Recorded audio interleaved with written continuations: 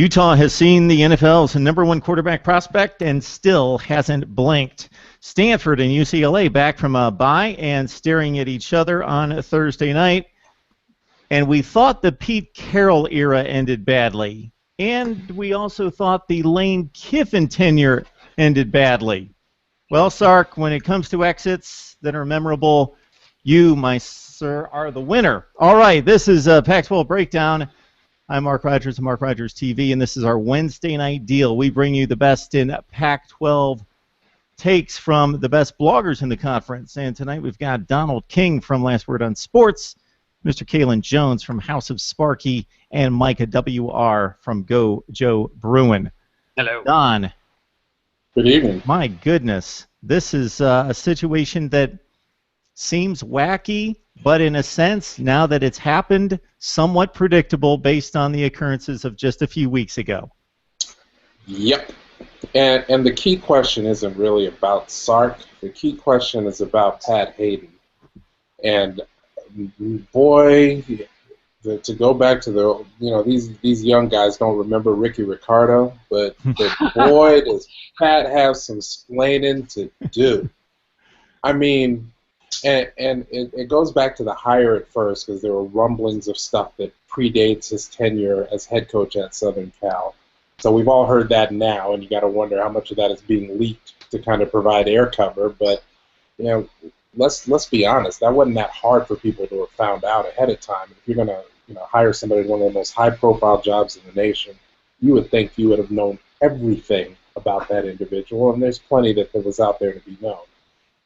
But I really think the biggest issue is, and we touched on this, there should have been a suspension, should have been a leave, should have been something right in the wake of that incident on the eve of the season kickoff. And the truth is, in a more compassionate moment, we're like, he should have just been put on leave right then so he could go get himself together and take care of his issue. Because clearly there's a very serious problem. Yeah, I don't think anyone would argue what is most important here. It's the individual, it's his family over football. But USC has to protect its football interests. There's a ton of support involved. There's a ton of resources and money involved. And I believe in second chances. I believe in fifth chances and 15th chances because we've all needed them, maybe not to this degree, but to some degree. Well, I do too, Mark, but one more quick thought. Honestly, it's one of those in retrospect where the program would have protected itself better and taken better care of the individual had they intervened and insisted on a leave of absence until he could get himself right. Yes, there's just too much pressure to believe that somebody can curb a legitimate drinking problem, in season. You just can't do it. It's superhuman. Yeah, and my addendum to the second chance speech is that when you are responsible for 105 young athletes plus all the other attachments to the job, then that brings a whole level of other responsibility to it. So yeah, he just needs to get right as an individual, as a person, and USC needs to move on and make a better choice going forward and figure out what happened, as Don, you allude to, in the coaching search this last time out that produced Steve Sarkisian.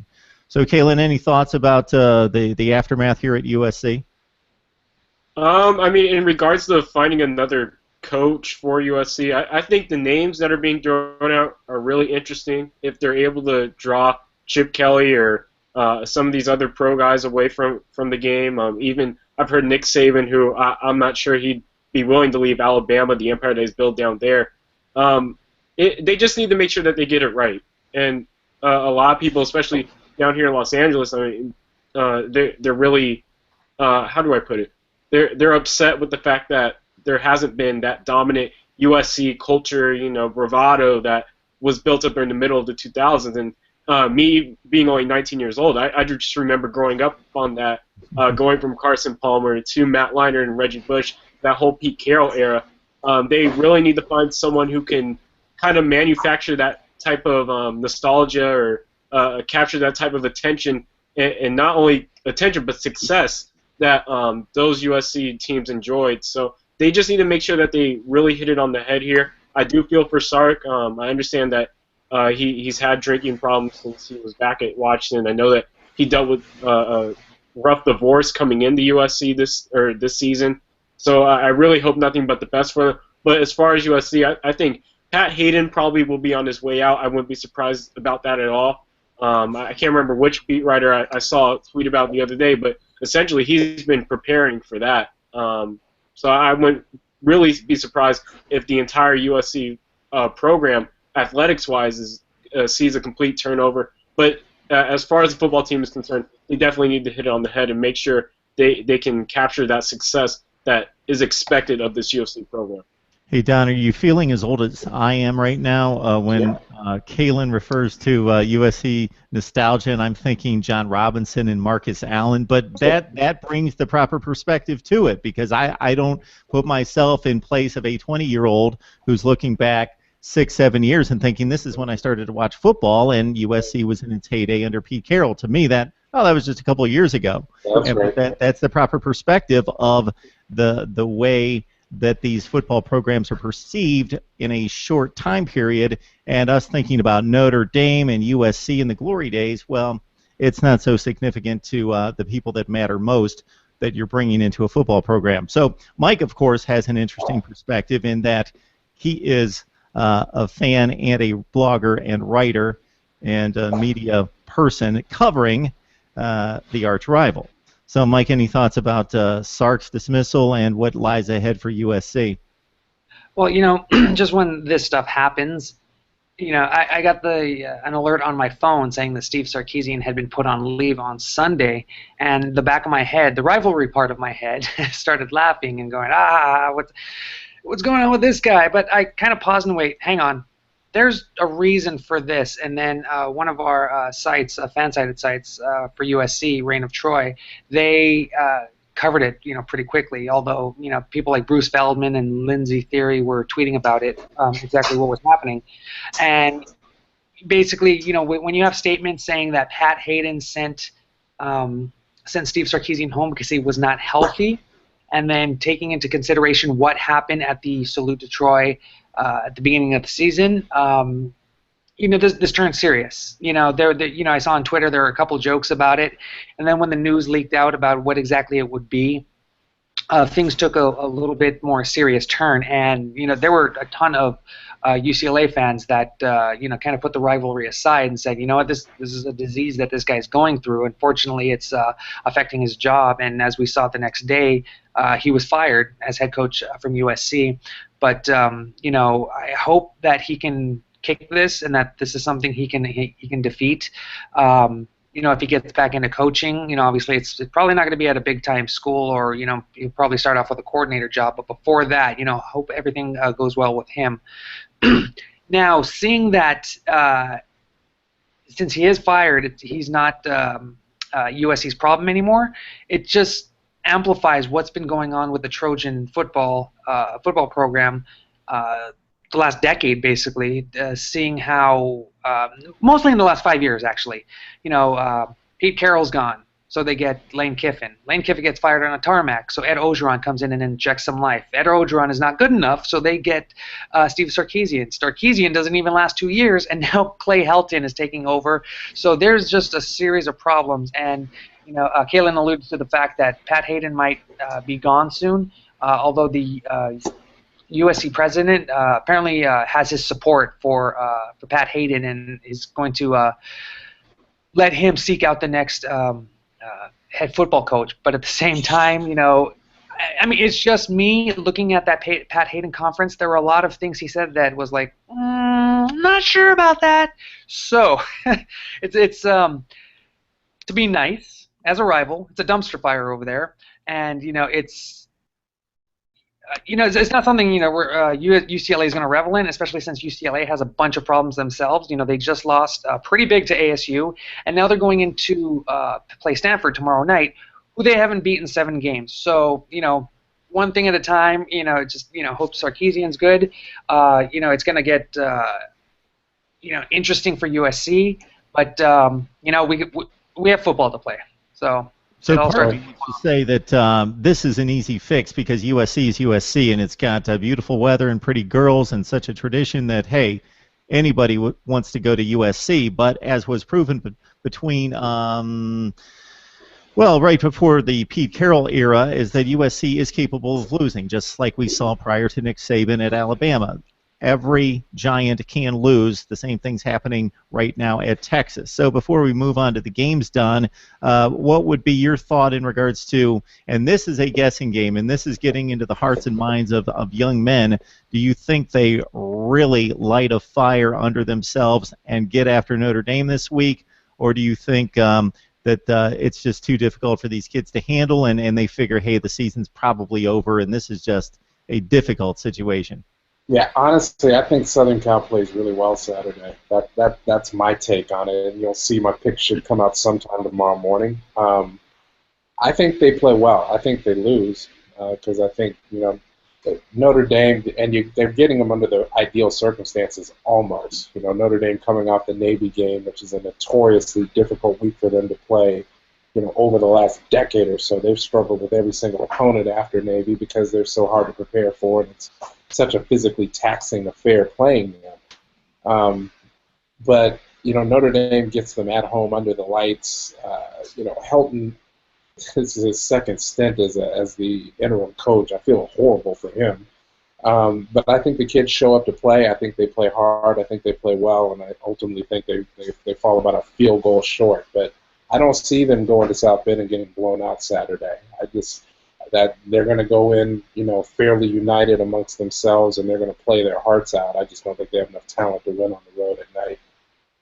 Things happen quickly in college football, and if you look back just a few years, there are some circumstances in certain situations that are much different. Again, in just a few years, who would have thought just a few years ago that TCU would be the dominant team in the Big 12 when they were just added to the conference, and teams like Oklahoma would just schedule them just to kick them around for a 2-home game series. So things happen quickly, and I relate this to not just the USC and what possibly we could spin forward in the future, what's going to happen to that program, but Utah, Oregon. So going back to last weekend, we see an Oregon team that was one of the very elite of college football over the past 5 to 7 years, and sure, that the climb back may be very quick. We shall see. But it got to such a point last week, they lost to Washington State. Meanwhile, Utah and Cal are the two undefeateds battling it out. Cal put up a pretty good fight. Utah had the better team. I don't think there was any doubt in watching the game, but it was a pretty close game. So, Kaylin, your thoughts about where the state of the Pac-12 is in regards to Utah, and are they this good? Oregon, and just your thoughts around the conference in regards to where we stand and how this race is going to proceed from here. Oh, it's pretty hard to pick out a lead dog, I guess you could say, in the ultimate race of the Pac-12. But right now, Utah, the way that they were able to outlast Cal, they did a good job. They forced Jared Goff to throw 5 picks, and they ended up forcing a fumble as well. So 6 turnovers on the day. That's great if you're looking at them defensively. I still have questions offensively for them. I don't think their passing game has it lacks a deep threat. And I forget the guy's name, but when we talked about with the guy from Block U, he was saying pretty much the same thing, that Travis Wilson, even though he's looked better this year as a passer, he's done pretty well. But aside from Devontae Booker, there's really no one on that Utah offense that they can really rely on. So if a team is able to keep them in check, I don't think Utah would be able to overcome that, even though their defense is pretty stout, and they've got a pretty veteran group per se. I just wrote a preview on their 5 best players. Aside from Hunter Dimick, you got 5 seniors who are pretty much carrying this team. So Utah's prospects moving forward, especially this week, I think, I don't like being a homer, and even in the preview that I wrote, I picked Utah to win the game, but I think ASU is going to give them a really good fight. I'm not sure whether or not they'll be able to win, but this is, so to speak, it's a trap game. It was a really close game last season. ASU does a really good job of stopping the run. So as far as Utah remaining the top of the Pac-12, if they're able to come away with the win this week, then they definitely have a good shot moving forward. But I think it's Stanford. You're looking at the way that they really rebounded from the Northwestern loss, and they've looked like the best team in the Pac-12 to this point. I'm not sure if really anyone else is going to be able to make any major moves if Josh Rosen can improve. maybe UCLA can climb back into the top spot conversation. If Cal's able to rebound from the Utah loss, then they'll certainly be up there as well. But as of right now, I think the South champion is going to end up being Utah, and the North would end up being Stanford. So, Kalen, you've set us up very well. So if you'd like to kick back, enjoy yourself, get yourself a beverage, we've got our two guys here to set us up for Stanford and UCLA for a few minutes here. So, Mike, let's start with you with the Bruins. Not much room for error here if they're going to get to my college football playoff, as I predicted preseason. So you get your Bruins on alert here in this game against Stanford. So your thoughts about Stanford? I know that this has not been a good matchup as of late for the Bruins. No, actually wrote about it today. I think in the last 7 games that Stanford has beat UCLA, the average margin of victory was about 17.9 points. There were 2 games that were under double digits, and one of those was in the Pac-12 championship game in which UCLA lost by a field goal. You know, UCLA was actually leading in that game in the third quarter, but that was years ago. That was years ago. It was 2012, Jim Mora's first year, and it seems that things haven't changed. In a way, it seems it got worse. You know, they just cannot figure out Stanford.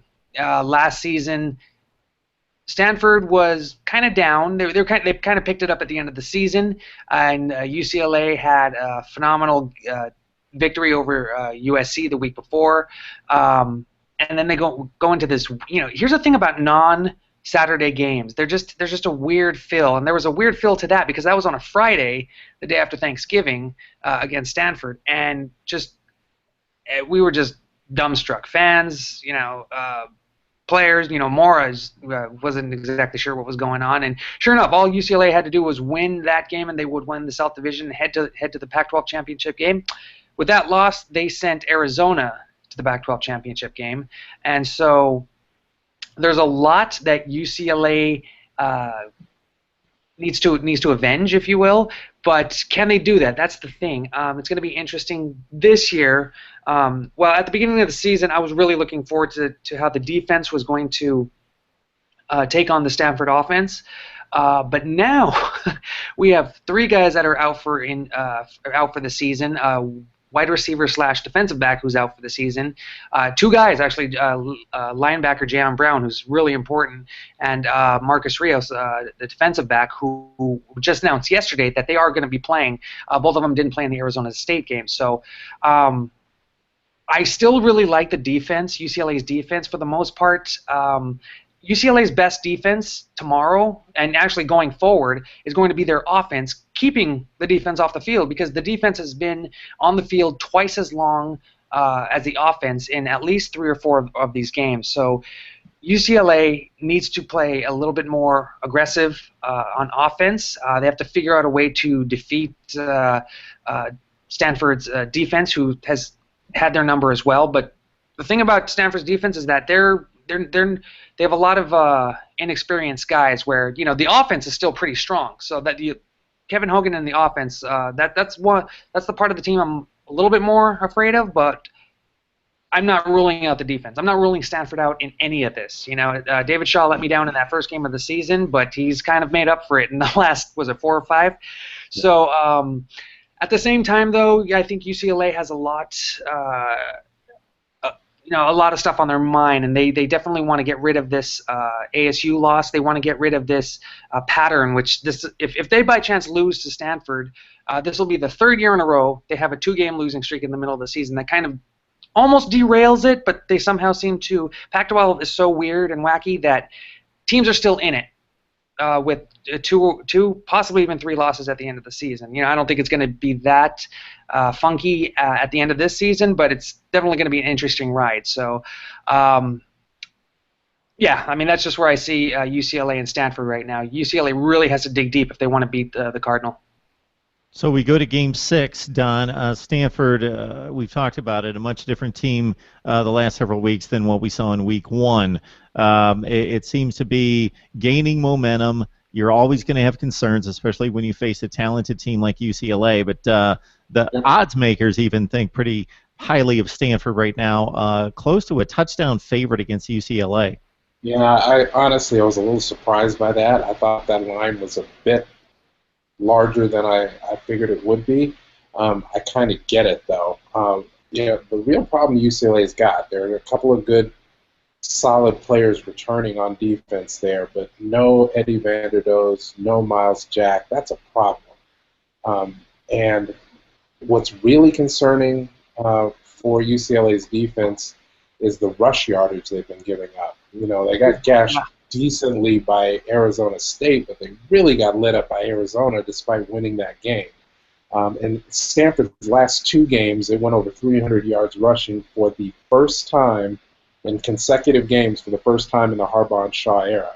So you've got a rush defense that's struggling, facing a rush defense that's kind of clicking on all cylinders, and that's problematic. And Shaw would like nothing more than to have Hogan throw the ball 12 times and just turn and hand to Christian McCaffrey and Ramon Wright and Barry J. Sanders and Bryce Love over and over and over again. And if UCLA can't stop it, it's going to be a really long night for the Bruins tomorrow at Stanford Stadium. So we'll see how it goes. I do think that Mike is dead right. The best game plan for UCLA is to play ball control, get Rosen in an early rhythm, and try to play keep away a little bit.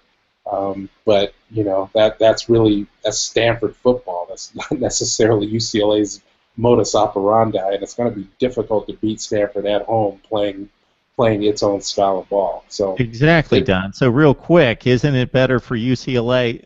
I totally get the ball control situation, but to try to slam Paul Perkins at that defense versus trying to exploit the secondary with Josh Rosen, you're kind of weighing, do we keep the ball away from them or do we exploit what's a supposed weakness and something that we can do well and produce points?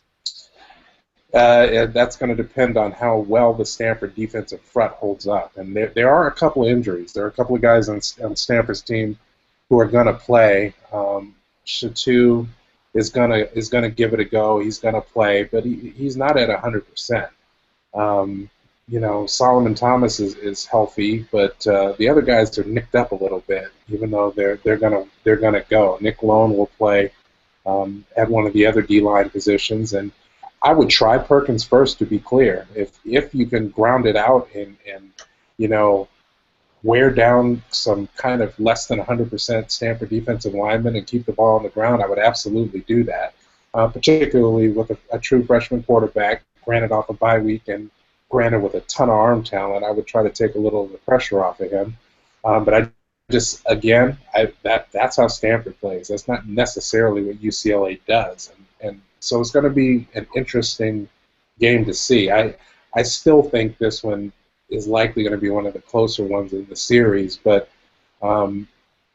you'll see my pick on this one again tomorrow. The thing that really gets me in this, that confounds me a little bit, is David Shaw's ability to outwit Moore in these games. I don't completely understand it, but until Moore beats him, I'm not picking him. So we got one pick marked down from Don. Okay, that's UCLA-Stanford. We'll get the picks from Kalen and Mike in a couple minutes. And Kalen, obviously, USC-Notre Dame has the cachet, but if we're talking about importance, we talk UCLA-Stanford. We also talk the game you alluded to, Arizona State-Utah, within the division. So Arizona State looked horrible on opening night. They get drubbed in another game by USC, but here they are. Only one of those games is a conference loss. They're just one game back of Utah. They go on the road. You mentioned that you feel fairly confident about Utah winning, but at the same time definitely feel that Arizona State's got a puncher's chance, if not better. So what is Arizona State going to have to do to win this game on the road? Well, they're going to have to shut down Devontae Booker. Really, that's it. If you're talking about being able to overcome Utah. Yep. That's what it comes down to. You're looking, if you force Travis Wilson to have to pass the ball, we've seen what he's been able to do as a passer in the past. I wasn't necessarily impressed. He's great on the run. He's actually a really athletic quarterback, and once he's able to get outside of the pocket. But ASU's pretty good at dealing with mobile quarterbacks, and that's something that they demonstrated last year in their matchup against them as well. The question mark is going to be whether or not ASU's offense is going to be able to put up against Utah's defense, which, again, they scheme stuff pretty well. They know how to disguise things really well, and they have some pretty talented pass rushers when you're talking about guys like Jason Faneka, Hunter Dimick, and even looking at their linebacking corps, Gianni Paul and Jared Norris. Even though they've lost a couple guys to the NFL, Utah is still very well coached by Kyle Whittingham. So even with the record that they have right now, that's just a credit to him and his abilities. But heading into the matchup, I think if Mike Bercovici is able to have a kind of game that he had not only against UCLA, but a fairly similar one to the one he did against Colorado as well, then ASU is going to have a very good chance of really upsetting Utah on the road, just the way that they match up. And again, I don't know how else to put it, but if you stop Devontae Booker, there's really nothing else Utah is able to do offensively. They don't have someone who can vertically stretch the field like they had in Kalen Clay last season. I believe their leading receiver is actually Devontae Booker heading into this game. So you stop Devontae Booker, you got a pretty good shot at winning. It's just a matter of ASU's offense showing up for the game. But we'll see. So as usual, I want to see about 15 games on Saturday. I'm not going to get to see 15 games. So if I don't see Arizona State, Utah, and I just look at a box score, obviously I'm going to see the scores the entire day. So this isn't going to happen. But if I look at a box score, according to Kalen, if I see Devontae Booker 80 yards, you got a shot. If I see like 150, not so much. Yeah, pretty much. Okay. Yeah. I think Kalen's dead on that one, Mark, but unless they have a plan to kidnap Booker before the game, I don't see them holding him under triple digits. I mean, he's just a beast. Yeah. That guy's so good. Yeah, let's look at the matchups coming up this week. So I'm going to throw these other games at you guys, and just let me know what interests you. We still have Oregon, Washington. We've got Arizona State, Utah, of course. Arizona, Colorado, with the Wildcats at 4-2. USC, Notre Dame. Who knows how that's going to play? And obviously, it doesn't play toward the Pac-12, but it's still USC, Notre Dame. Oregon State, Wazoo, with the Cougars coming off that big win against Oregon last week, and just a huge passing day and pulling out that win in overtime, I believe 45-38. So, Mike, is there anything else there? If you can get away from UCLA-Stanford, that's going to be out of your way on Thursday. Then you move on to Saturday, and hopefully for your sake you got a win under your belt and you can just relax and watch college football. Is there anything that stands out here to you? Honestly, all the games on the Pac-12, because it's just been that kind of season. I mean, this is a very weird and entertaining season. And, I have no idea what's going to happen with Oregon and Washington. I thought Oregon was going to go up and smack around Washington State, and now that's not happening. Washington held strong against Cal a couple weeks ago. So I have no idea what Oregon team is going to show up. So Washington could come in and just take out Oregon. I mean, they just defeated USC. They're going to have 2 extra days to prepare for that game, since they were on a Thursday last week. Utah Arizona State is so intriguing just because the Utes are ranked so high, and I still don't know what kind of Sun Devils team this is. They looked, how can I say, a little bit suspect in the first 4 games, and then they come and just beat up on UCLA. They just penetrate the offensive line and make total havoc for UCLA's offense. So, I mean, I just want to see what happens at that game, what team shows up. I still have a feeling Utah might be a little bit ranked too high. I'm not, that obviously that Oregon win is coming down a little bit because Oregon is just not looking in tip-top form. But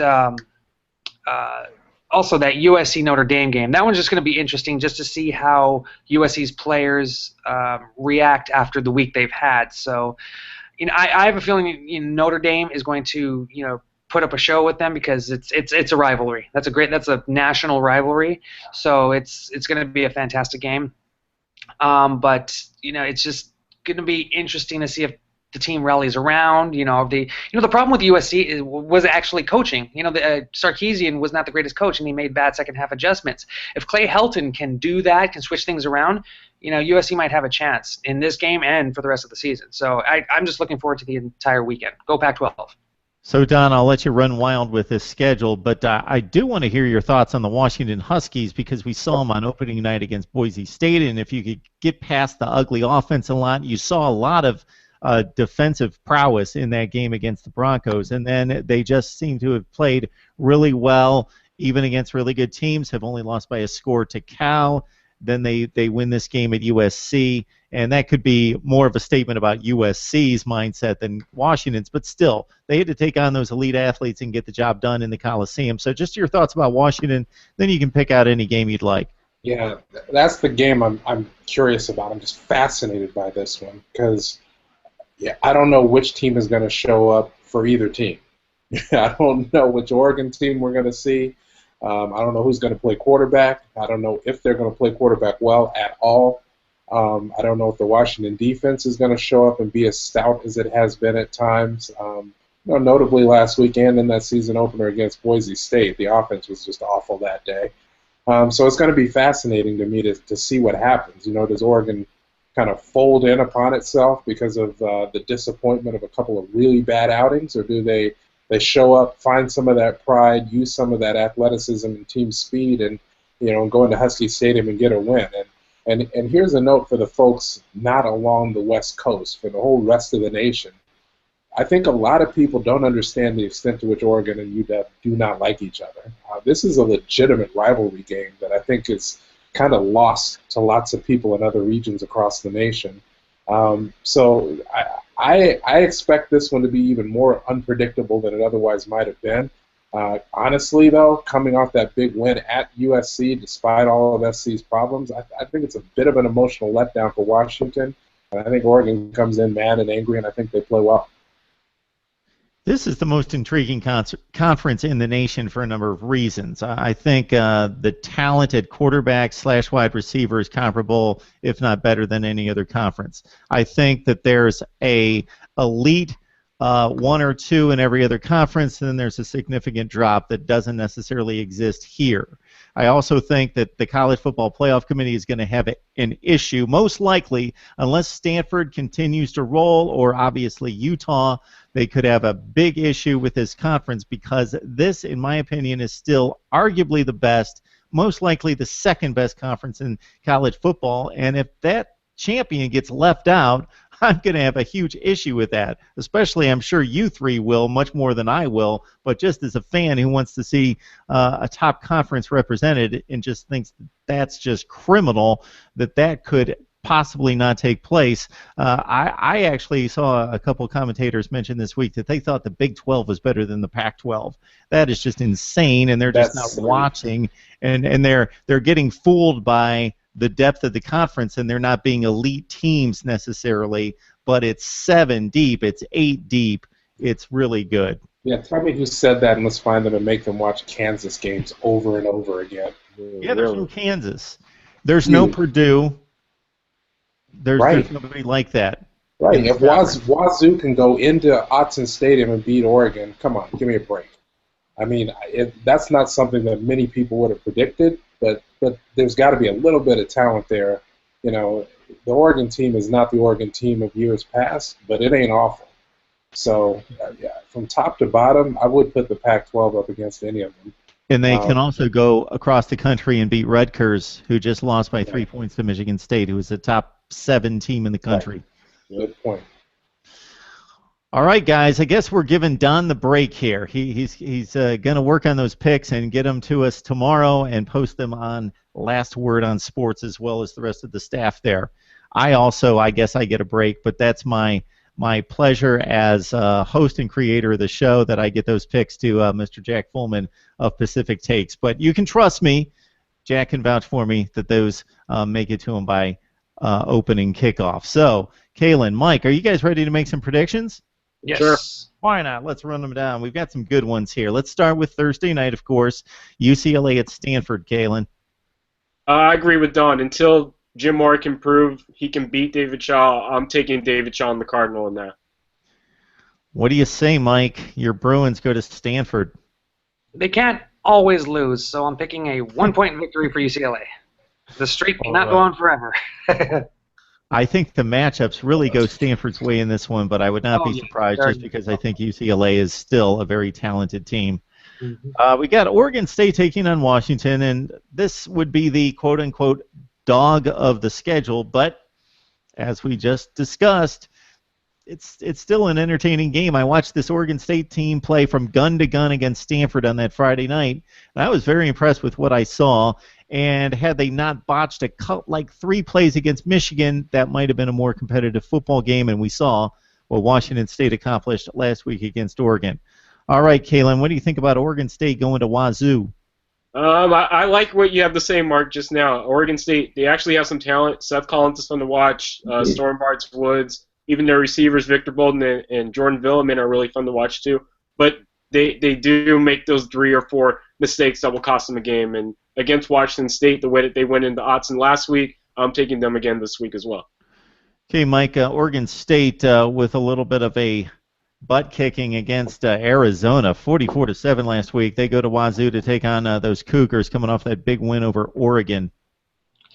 Yeah, I'm not exactly sure what's going on with the Oregon State football team right now, but I really liked what Washington State did last week, and I think they have a little bit of swagger now, and they're going to puff up their chests a little bit more and maybe go into this game not with an attitude, but maybe with some confidence. So, excuse me. So that's good to see for Washington State. You know, they've kind of been down lately, so that obviously was a huge win. So how do you respond?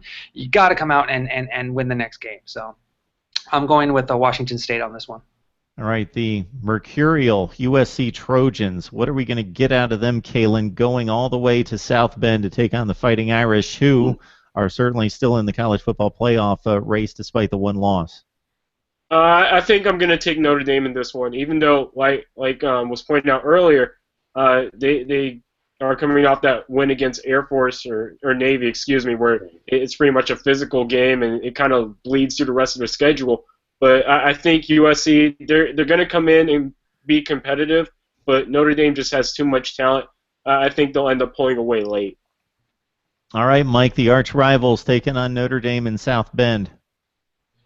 I'm going to go with Notre Dame on this one. Everything just seems to be a little bit more weighted towards the Fighting Irish, and USC is a little bit of a wounded dog. They're just coming off a loss, just lost their head coach, and they have no idea where they're going in the future. So as much as I think they're going to put up a tough game, this is probably going to be a Notre Dame victory.